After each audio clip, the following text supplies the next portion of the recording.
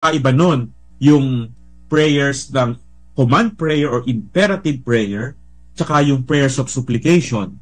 So, ang imperative prayer, you directly command the Spirit, in the name of Jesus Christ, I command you, no, get out from this place, no?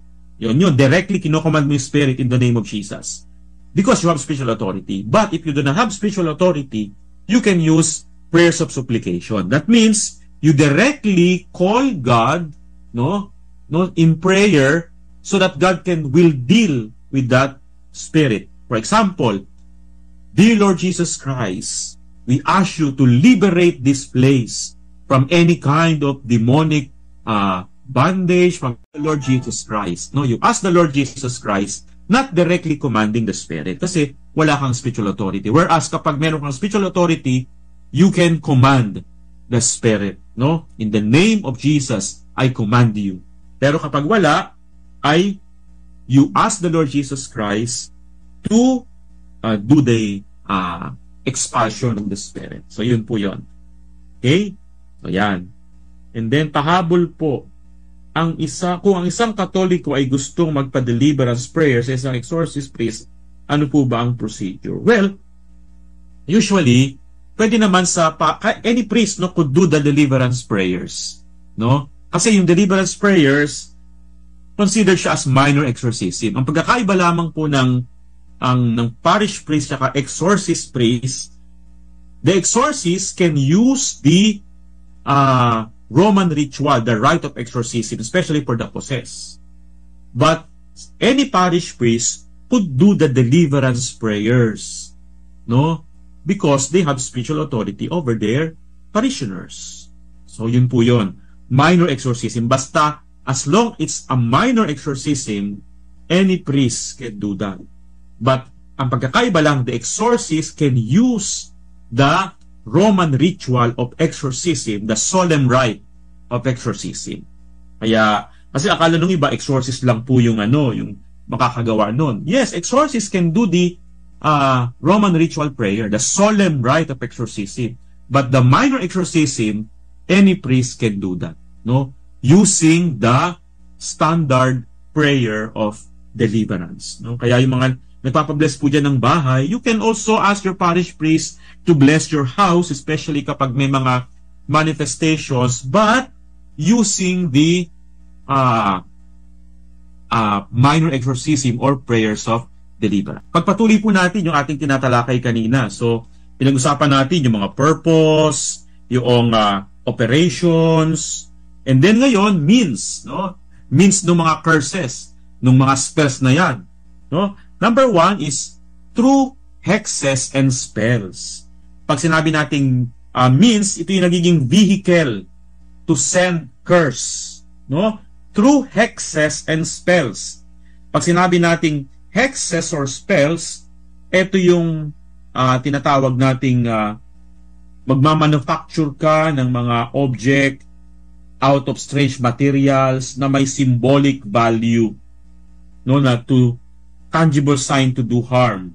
Na example nito, as I said kanina, puppets, meat with pins, bones ng namatay, no? Meron yan sa probinsya, may mga ginagawang anting-anting nga yun, yung mga kinukuha yung buto sa tuhod, no? Ginagawang agimat o anting-anting, no, blood, toads, no? Ginagamit din yan, yung mga palaka, chickens, and insects. At ito yung mga most commonly used means to achieve evil, no? Yung mga object na yan, no? Yung mga talismans, etc. And then, with evil eye, no? With evil eye. Yan, yung mga sample ng mga hexes or spells through objects. Yan yung nagiging vehicle, no? Para ipadala yung mga curses and spells and hexes. Pangalawa, may evil eye tayong tinatawag, no? Yung evil eye, example nito ay usog, no? Yung mga balis-balis sa Philippine setting. So, evil eye, sa pamamagitan ng pagtingin, sa pamamagitan ng paghawak, pagtapik. Yan, ha? So, yung curses na ipapadala through evil eye, tingin, titig, tapik. Yung iba, may tinatawag na mga palipad hangin, yung mga ganyan. no, yung causing headache. So, yun, no? Ang tawag natin is evil eye. Mamaya, pag-usapan natin yan. Or pwede rin, ayan, tingin. Or with the telephone. So, whether in silence, word, breath, or something else, pwede rin pala magpadala ng curses or hexes or spells through telephone, no? Kaya iingat din tayo. So, evil eye. So, pag sinabi nating evil eye, it is a human look, no, believed to cause harm to someone or something. Yung balis or yung usog na tinatawag yan sa Pilipinas, meron tayong phenomenon yan, usog or balis, na kapag tingin lang, nakatuwaan, no, nagkakaroon ng sakit, no, o kaya na usog yung napagkatuwaan yung puno, o hindi na namunga, namatay, o pwede yan, no. So yun ang tawag doon is balis or usog. No, for example, yung buntis, nagdilihi, ang sinasabi, no, meron din gutom, etc. And then the effect of this ay yung taong nausog o nabalis ay sumakit yung tiyan, sumakit yung ulo, nawala yung appetite. So, sa Pilipinas, ang ginagawa natin dyan, kadalasan, ay nilalawayan. May mga ganun-ganun, nilalaway-lawayan, ano? So yan, no? So evil eye is a human look believed to cause harm to someone or something. The harm may have come in the form of anything from a minor misfortune to disease, injury, or even death. No, symptoms of illness caused by the evil eye include loss of appetite, excessive yawning, hiccups, vomiting, and fever. Yung mga balis-balis. Sa Philippine setting po, ang tawag natin dyan ay usog. Ayan, usog or balis. No? Ayan, napagkatuwaan yung bata sumakit ang tiyan, sumakit yung ulo, nag-iyak-iyak kasi nabalis siya, usog siya. Kaya kadalasan pera usog, nilalagay yung laway sa daliri para tawag dito, gumaling sa kanilang mga usog-usog. So meron tayong ganyan na nangyayari, no? Kaya nagsuot ng mga ganito, no? Mga bata, no, yung mga ganyan, pag may mga binibinyagan, no, may suot-suot na ganyan, etc. Ito po ay mga tinatawag na occult object po ito. So we discourage the use of this. Pag binuksan niyan, kung ano-ano mga nandiyan dyan, mga dyaryo, may mga buto-buto, may mga tawas, etc. Lalo na yung mga bata, yung amulet na ito, pera usog na ito, no? You know, to counteract the effect of the evil eye and usog, no, in a person, ay usually ay kailangan ng prayers, no, deliverance prayers, and also yung use of mga sacramentals.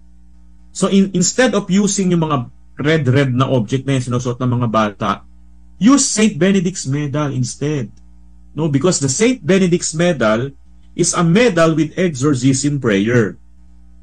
Alam po niyo yung St. Benedict's medal, no? Yung may mga letter, may cross, tapos may ibig si St. Benedict, may mga letters. Yun po ay exorcism prayer. So, kung meron kayong St. Benedict's medal, see to it na napablesan siya using the prayer of exorcism and prayer of blessing sa medal ni St. Benedict. Hindi lang basta-basta yan, babas-basa ng pari na kung ano-anong words ang ginagamit, sapagkat meron talagang specific exorcism prayer and prayer of blessing para sa medal ni Saint Benedict. Kaya yun yung isa sa mga ginagamit nating sacramental. Hindi po ito agimat, ha? Hindi po ito pangontra, hindi po ito anting-anting, kundi ito'y sacramental, na kung saan ito ay instrumento for us to receive, no? To prepare ourselves to receive God's graces. So, yun. And then, how do we protect ourselves from curses? Ito na. So, how to protect ourselves from those curses? Yung binanggit ko kanina, lahat ng yan, no? How to protect ourselves. Number 1, protection on the level of our soul. Ano daw yan? In this case, kailangan natin to be in the state of grace. No? Kasi kapag ang tao ay nasa state of sin, madaling kapitan.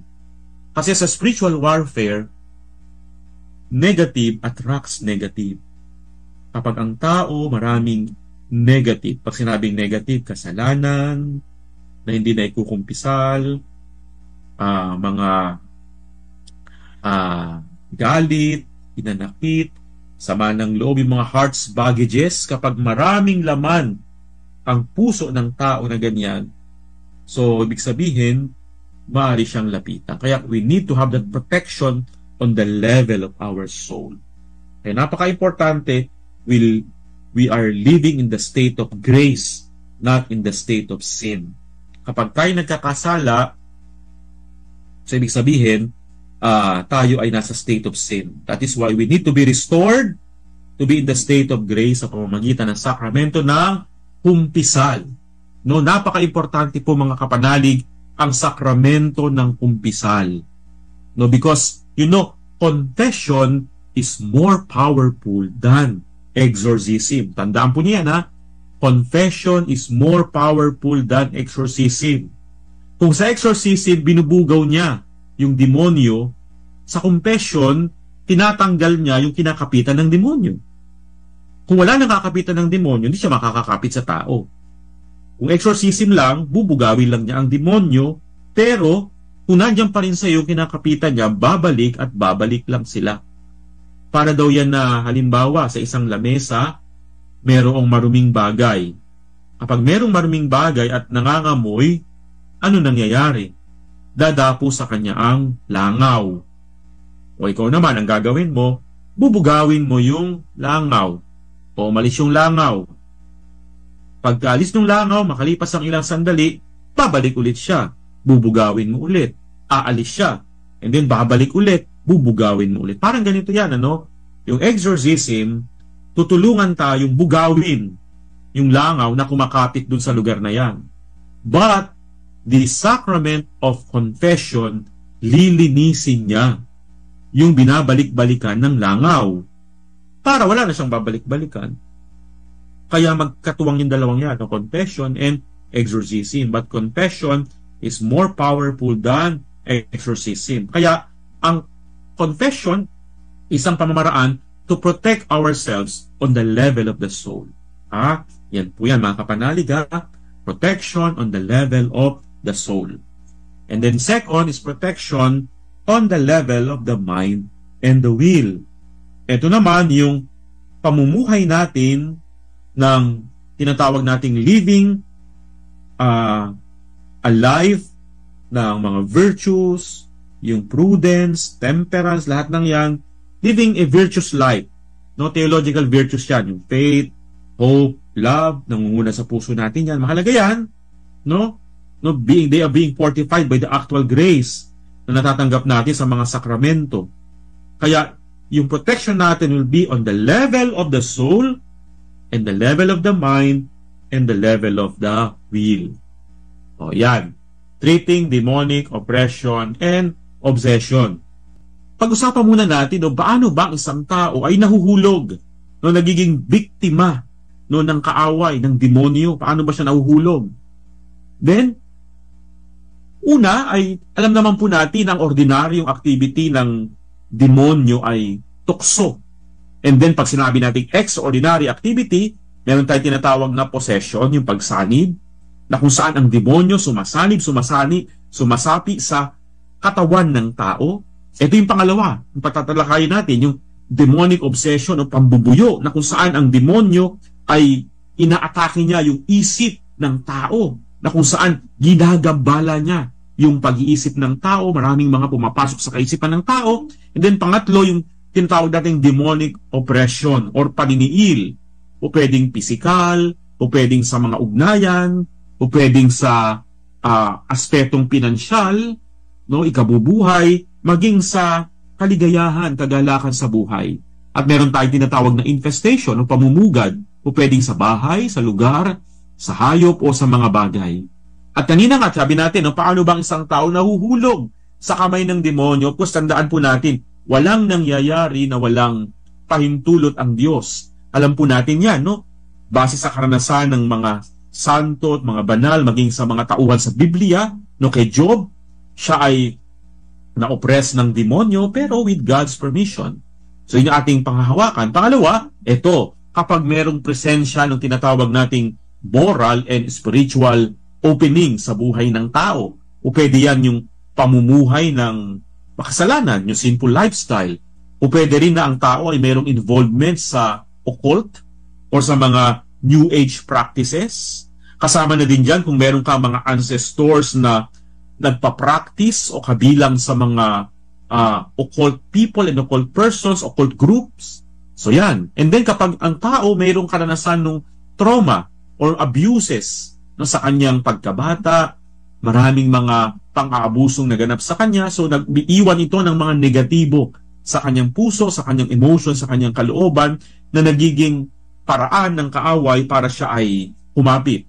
And then kapag ang tao maraming mga hindi pagpapatawad sa kanyang puso, no, unforgiveness, because yan yung tinatawag nating backdoor ng demonyo, ng kaaway, no, sa buhay ng tao. And now, paano nga ba natin i-handle itong mga kaso natin ng demonic obsession and oppression? Pag sinabing obsession, pambubuyo, ginagambala ang isip, and then oppression ay merong physical na pag-atake ang kaaway. So demonic obsession, pag sinabi natin obsession, ito yung intense, sudden, persistent, ongoing, and uncontrollable attack on the mind of the person. Parang hindi ka makawala, may gumagambala sa iyong isip, no? May mga random and obsessive thoughts that, though often absurd, are so intense that the victim is unable to free himself. Parang hindi ka makawala, no? Parang kang nakakulong. No, may mga taong ganyan, parang kinukulong yung kanilang isip ng demonyo, no, hostage, no, to the devil, ang tawag natin dyan. May mga visual and auditory hallucinations, may nakikita, may nadidinig, nararanasan niya na hindi naman nakikita at hindi naman nadidinig ng iba. At according to Father Francesco Bamonte, siya po isang exorcist ng Diocese of Rome, no, sabi niya, characteristics niyang obsession is thoughts and impulses that urge people to harm others, manakit, no, yung kaisipan na manakit ng kapwa. O kaya, make people think that only a pact with Satan can get them out of their troubles or bring them success. Yung pagkakaroon ng ugnayan, pagkakaroon ng tinatawag nating kasunduan, no, sa kaaway ay magbibigay sa kanila ng tagumpay sa kanilang buhay, kayamanan, at makapagpapalaya sa kanila sa anumang kanilang dinadanas sa buhay. Yun, they are thinking of that. And then, thoughts to profane the Eucharist. May mga taong ganyan, no, yung pambabastos sa Eucharistia. And then, ito rin, no, bahagi ng demonic obsession, ginulo ng demonyo ang isip ng tao, and in the end, nag-commit ng suicide, nagpakamatay. Kasi parang may bumubulong, no, magpakamatay ka, kitilin mo yung buhay. So, gawa yan ng kaaway. And then also, ay ginagambala din ang pagtulog ng tao. May mga panaginip, may mga bangungot na nagiging dahilan bakit hindi nagkakaroon ng maayos na tulog ang tao, nagbibigay ng takot, nagbibigay ng pangamba sa kanyang buhay. No? So yan, no, parang may dumadagan. So bahagi din yan. Or included here is the compulsive nature of habitual sin. Ibig sabihin po niyan, meron kang kasalanan na gusto mo nang iwanan, gusto mo nang iwasan, pero ang hirap mong bitiwan. No, gusto mo nang makalaya sa kasalanan na ito, pero napakahirap. No, sa mga oras na lalakad ka na pasulong, parang may humihila sa pababa. No? So yun. That's the habitual, yung compulsive nature of habitual sin. Someone or something is pulling you down para hindi ka lumago at hindi ka magtagumpay sa kagustuhan mo na makalaya sa kasalanan. Yun yung demonic obsession.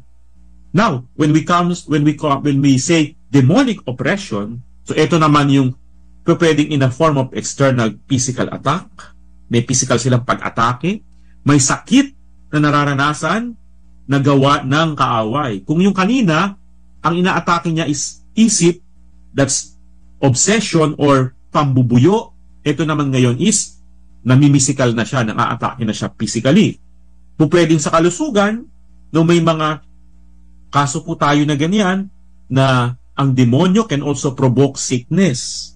May mga tao na marami ng mga doktor ang pinuntahan, nagpa-laboratory examinations, nagpa-ultrasound, nagpa-MRI, magagaling na doktor na ang mga pinuntahan, pero unti-unting nagde-deteriorate yung kanilang kalusugan. Hindi ma-detect o hindi ma-identify ng doktor kung ano ba talaga ang kanilang karamdaman.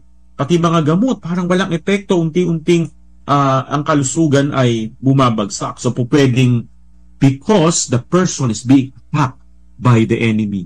Oppression, tawag natin dyan. Oppression sa pamamagitan ng health. Marami po tayong ganyan sa Bible, di ba? May mga tao sa Biblia na ang kanilang sakit, ang kanilang karamdaman ay hindi lang talaga natural na karamdaman, kundi karamdaman na gawa ng demonyo.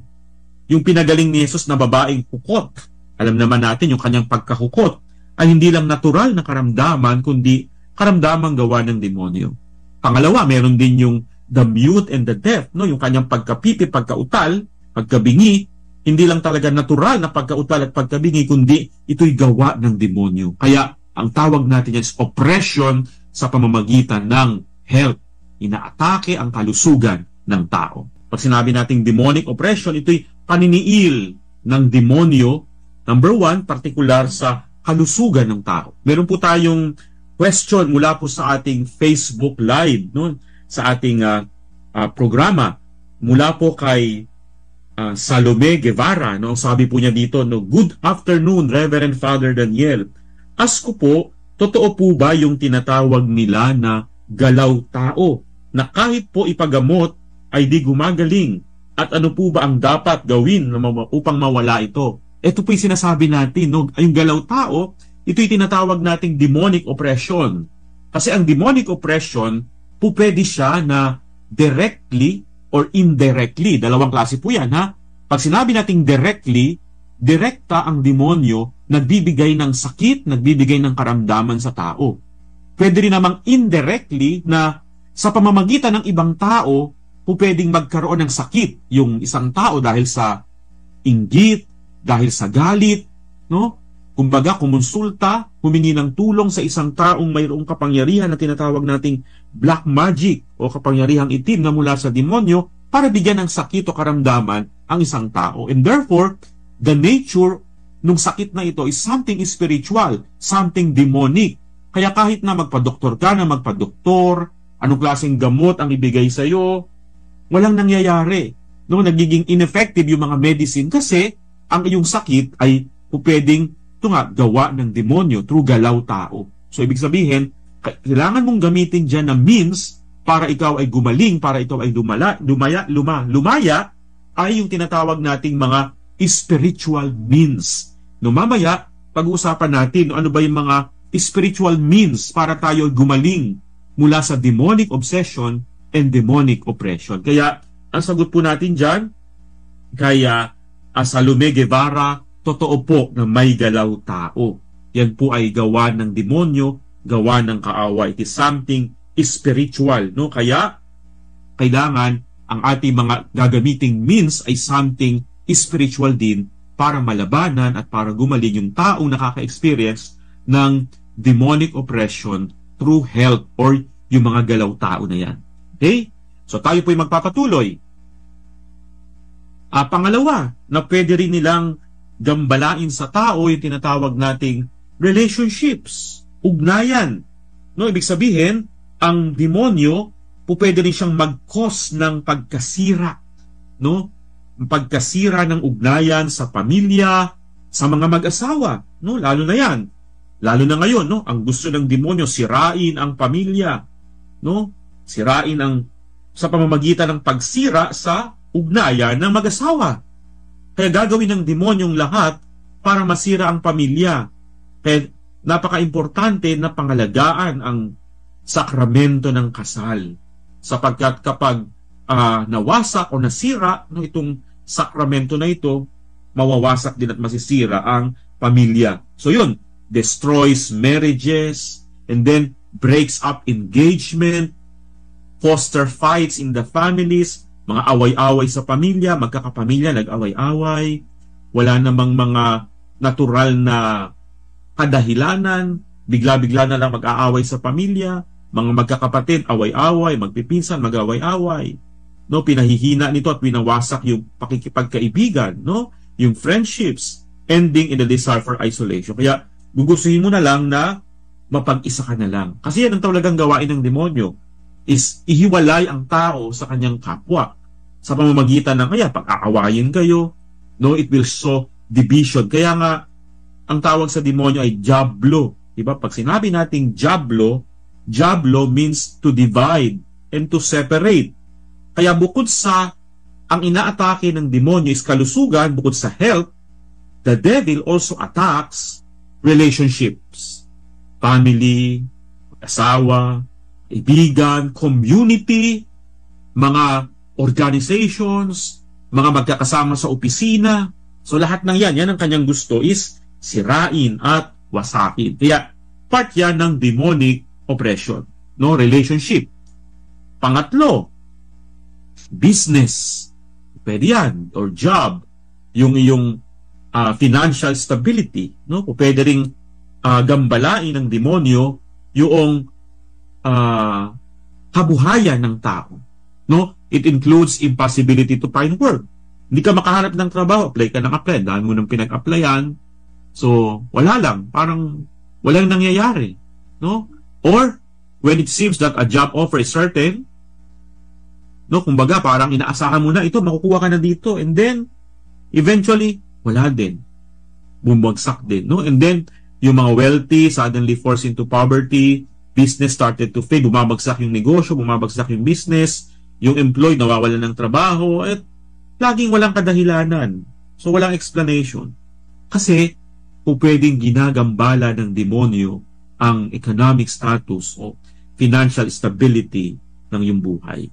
So kaya tatlo yan, yung health, kalusugan, pangalawa, ugnayan, relationship, and then pangatlo, yung financial or economic condition ng tao. So pwede yan. And then, ayan, enjoyment of life.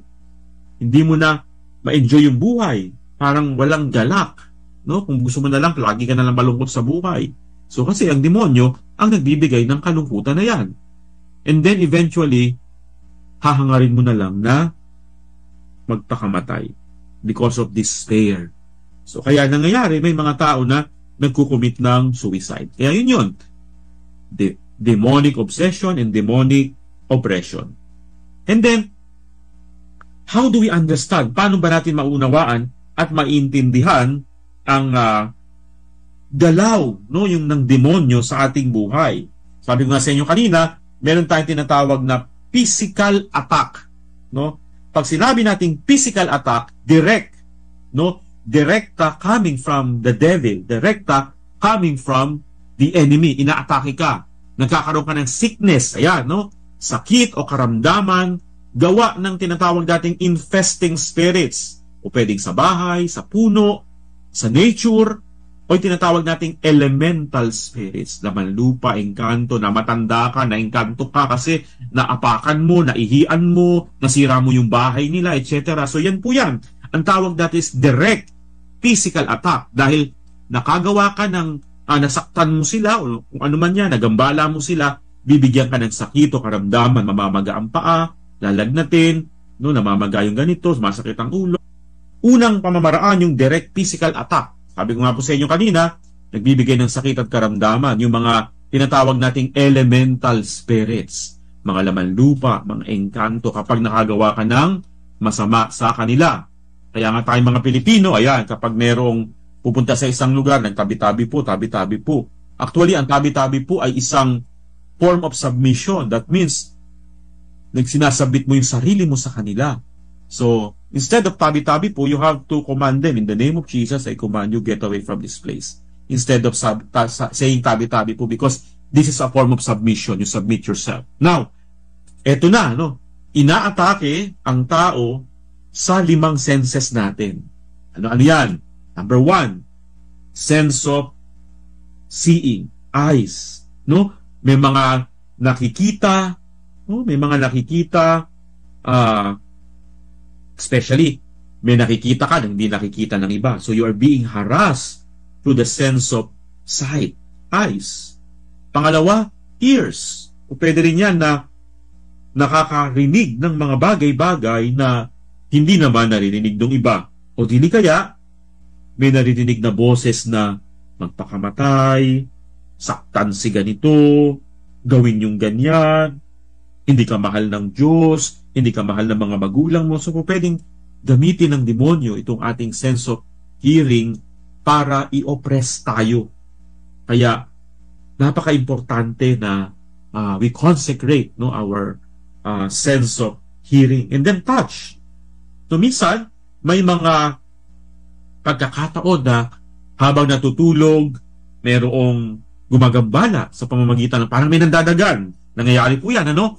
May humahawak sa kamay, may humahawak sa paa, merong parang dinadaganan ka, merong parang nire-rape, no? Meron po tayong mga cases po na ganyan, ano? Yung sexual harassment during time ng sleeping po nila, no? Ay, nakuhubaran, no, nilililis yung suot na damit, no? And then parang may pumapatong sa kanila. So we call that yung phenomena ng incubus at succubus, no? Yung sexual harassment coming from the incubus and succubus spirits, no? So yun, touch. O kaya meron namang paggising, may parang mga pasak-pasak, no? May mga ganyan. No, that's also part of touch. No? And then smell. Especially nangyayari ito sa isang infested na lugar, no? Nagkakaroon ng mga foul odors, no, sulfuric odor, na kahit anong gawin mo, no, lagyan mo na ng mga pabango, Glade, lahat ng yan, parang hindi mawala-wala, no? So pwede yan. O kaya next is yung taste, no? Pwede rin naman yan. Yung pagkain nagiging unpalatable para do sa taste buds ng tao, no? Of course, gagamiting paraan niya ng demonyo para hindi ka makakain ng maayos. Not because merong COVID, kung hindi nais na pababain ang iyong kalusugan, no? Pahinain ng kalusugan ng tao kapag hindi kumakain. So yun yung sa iba't ibang senses, no? Attacks on different senses ng tao. Eyes, ears, touch, smell, and taste. And then also, pwede rin yung harassment sa iba't ibang area sa buhay ng tao. No, number one, pwede rin sa tinatawag nating emotions, no? Pag sinabi nating emotions, nagkakaroon ka ng parang mga uncaused depression, anger, fear, may bigla ka na lang matatakot, kinakabahan, nagagalit, because evil spirits can also trigger emotions. Nakakapag-trigger sila ng emotion para magalit ka, para sumama ang loob mo, para matakot ka, and then in the end, depression. No? So yun. And then pangalawa, aside from emotions, imagination. Yung ating imagination, nagkakaroon ka ng, halimbawa, during time of prayer, pwede yan, nagkakaroon ng mga immodest image, mga sexual and blasphemous images, bigla na lamang nagpa-pop up, no, sa iyong isip, no, ginagambala ka dyan, o pwede yan, nagpapasok ang demonyo ng mga images, no, sa isip ng tao. And then sleep, ayan. Pag sinabi nating sleep naman, ito yung mga nightmares, mga dreams. No, common theme yan sa demonic tinatawag nating harassment. No, yung mga blood, violence, including end of the world scenarios, etc. Parang may kumukuha sa iyo. So yan, sa sleep yan. And even memory. No, pwede nilang i-harass yung ating memory. Sa paanong paraan? Kapag merong masyadong pag-alala sa mga past hurts and traumatic experiences na nagdudulot ng depression sa tao. Kaya we cannot move forward, we cannot move on kasi parang may humihila sa iyo. Gusto mo nang makalaya, gusto mo nang makawala sa mga mapapait na karanasan na ito, sa mga alaala ng mga lumipas na mga negatibo. Ang kaaway is pilit na ibinabalik sa iyong kaisipan, ibinabalik sa iyong memorya, no? Yung mga negatibong mga bagay-bagay na ito. Kaya ikaw naman, ano ang magiging dulot nito sa iyo? Hatred, unforgiveness. No, itong dalawang to ha, yung hatred and unforgiveness are two of the most powerful forces, no, that keep demons attached to the person. Remember that. No? Tandaan po ninyo ito, mga kapanalig, ha? Dalawang powerful forces sa emotions ng tao na nag-a-attach ang demonyo. No? Hatred and unforgiveness. Ayan yan, ha? Dalawang powerful forces that keep demons attached to the person. Kapag marami kang galit, no? Marami kang hindi pagpapatawad sa iyong puso, no? Yan yung kinakapitan ng demonyo. Sabi nga natin kanina, ito yung mga spiritual openings ng tao. No? And then, aside from memory, pwede rin sa spiritual, kasi the devil can also cause dryness in prayer, no? And spiritual desolation, as well as spiritual decline. May mga tao na bigla na lang babagsak yung kanilang spiritual na buhay. Dati-dati, nagsisimba, nagdadasal, nagro-rosaryo, nagkamukat-mukat, ayaw nang magsimba, ayaw nang pumasok sa simbahan, ayaw nang magdasal, ayaw nang magrosaryo. No, galit na pag niyayaya mong magsimba.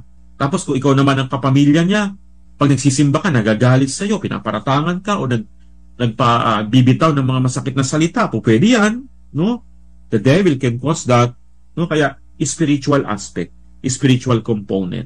No? So yun, kailangan nating malaman at matutunan yan sapagkat bahagi iyan ng tinatawag nating demonic oppression. Kaya, sabi ko nga sa inyo kanina, ang topic natin ngayon is how to treat demonic obsession and oppression.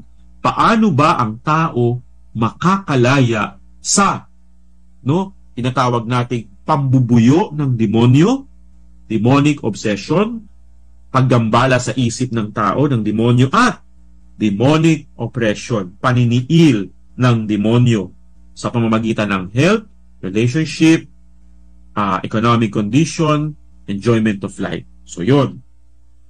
Now, remember that curse is a form of demonic oppression. Sumpa, no? Hulam, pakagilid yan, spells and curses. Very generic po yan, yung curse na yan. No? Pag sinabi nating curse, no? Ang ibig sabihin po niya na curse ay harming others through demonic intervention. Pananakit, paniniil, pagbibigay ng karamdaman, sakit sa ibang tao sa pamamagitan ng tulong ng demonyo. So, pwede yan. Ang kadalasan, itong mga sumpa na ito, mga kulam na ito, etc. ay because of the reason of hatred, dahil galit, dahil naiinggit, or you would like to take revenge. Kaya, through a spell, no, merong curse or spell, ay na-conjure ng spirit sa pamamagitan ng occult practitioners. So, para makapanakit ka ng kapwa, so ano ang vehicle? Ayan, curses or spells. So, yan ang nagiging vehicle para manakit ng kapwa. So, demonic oppression can also be through spells and curses. And then, some signs na mayroong curse, no, sa tao. So, ano-ano yung mga signs? Number 1, chronic depression and sickness. Laging-lagi nagkakasakit.